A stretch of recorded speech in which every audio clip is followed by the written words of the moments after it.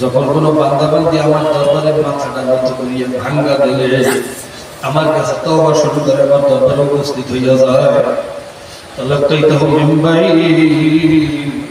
আমি আর নিজের জায়গায় থাকতে পারি না, দৌড়িয়ে যাই ওরা রহমতের কোলে নামিয়ে থাকতে পারি না।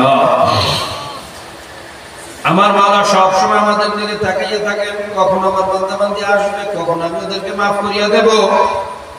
ভাইরা মনে রাখবেন, সগীরা গুনাহ বিভিন্ন কারণে মাওলা মাফ করিয়া দিতে পারেন।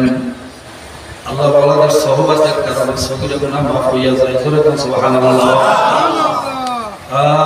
যদি ঈমান ঠিক থাকে, এই মজলিসে বসার কারণে আল্লাহ সগীরা গুনাহ মাফ করছে, কোনো সন্দেহ নাই।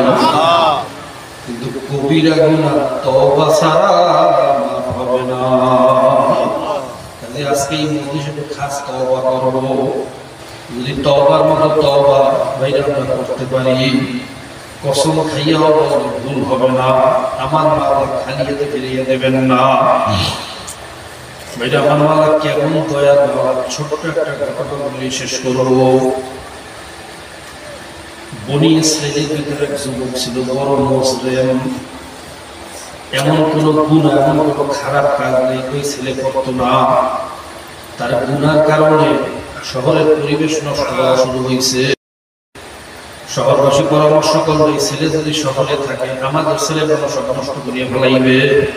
সবাই পরামর্শ করলে ওকে শহর থেকে তাড়াইয়া দিল। ওই যুবক ওইটা জঙ্গলের ভিতরে একা একা, সাথী নাই, বাতি নাই, ঘর নাই, বাড়ি নাই, তোষক নাই, খোলা আসমানের নিচে, আসমান তার ছাদ, জমিন তার বিছানা। বৃষ্টি হইলে ভেজে, রৌদ্র হইলে শুকায়। এরা গাছের শিকড় দিয়ে বানাইছে বালিশ, মশায় কামড়ায়, পোকামাকড়ে কামড়ায়। এই অবস্থার ভিতরে থাকতে থাকতে একসময় অসুস্থ হয়ে গেছে। ভিতরে ভয় চলে আসছে, এখনই বুঝে বলিয়ে যাব। চিন্তা করলো, এই মুহূর্তে যদি এই অবস্থায় মারা যায়, আমার তো আর উপায় নাই। ডাইনে তাকায়, বামে তাকায়, চতুর্দিকে সাহায্য তলাশ করে তাকে, সাহায্যের কোনো রাস্তা নাই। সব দিক থেকে আমার মাওলার দিকে তাকাইছে। সুবহানাল্লাহ। আমার মাওলার দিকে তাকাইয়া দুই ফোঁটা চোখের পানি ছাড়িয়া যুবক কান্দে আর বলে, মালিক, সারা জীবন তোমার দুশমনি করছি, দুনিয়ার মানুষ আমাকে শহর থেকে লাথি মেরে তাড়াইয়া দিয়েছে, এমনকি বাবা মা পর্যন্ত আমার খবর নিতে আসে না। মাওলা, শুনছি তুমি নাকি মায়ের চেয়েও বান্দাবান্দির বেশি ভালোবাসো, তুমি নাকি বান্দাবান্দির তাড়াইয়া দাও না, ভাগাইয়া দাও না। আমাকে মাফ করো, যদি তোমার বাদশাহী কমিয়া যায়, মাফ করার দরকার নাই। আযাব দিলে, কষ্ট দিলে যদি তোমার ক্ষমতা বাড়িয়ে যায়, আরো আযাব দাও, আমার কোনো দাবি নাই। আর যদি আমার মতো আপনার নালায়েককে মাফ করবে, তোমার মতো বাদশার কোনো ক্ষতি না হয়, আমাকে আযাব গজব না দিলে যদি তোমার কোনো আল্লাহ বাদশাহী কমিয়া না যায়, মাওলা আমার তুমি মাফ করিয়া দাও।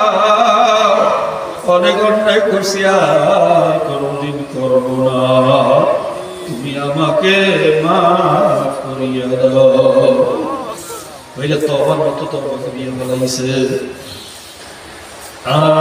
এক সময় যখন ওই যুবক দুনিয়া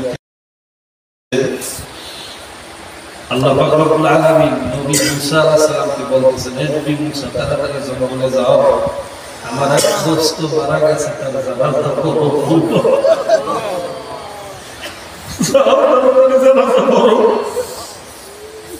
এবং শহরে এলান করো, এই জানাজার যে শরীক হইবে তারেও মাফ করিয়া দেব।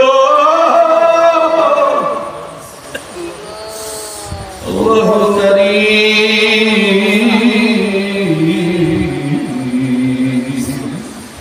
আল্লাহু রহিম। দয়ার কথা কি বাবা বুঝাই বাবা করতে পারি।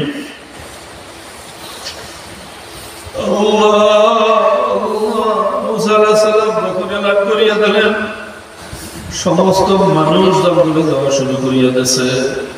কার আগে কে যাইবে, জঙ্গলে যাওয়ার পাল্লা শুরু হয়ে গেছে।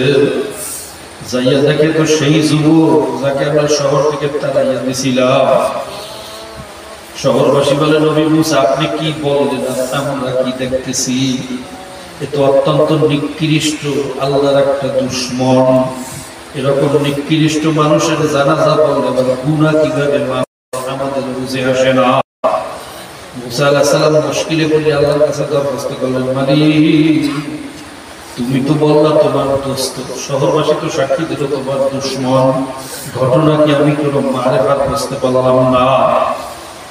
আল্লাহ পাক রব্বুল আলামিন বলেন, হে নবী মুসা আমিও সত্য বলছি, শহরবাসীও সত্য বলছে, ও আমার দুশমন ছিল, ঘটনা সত্য।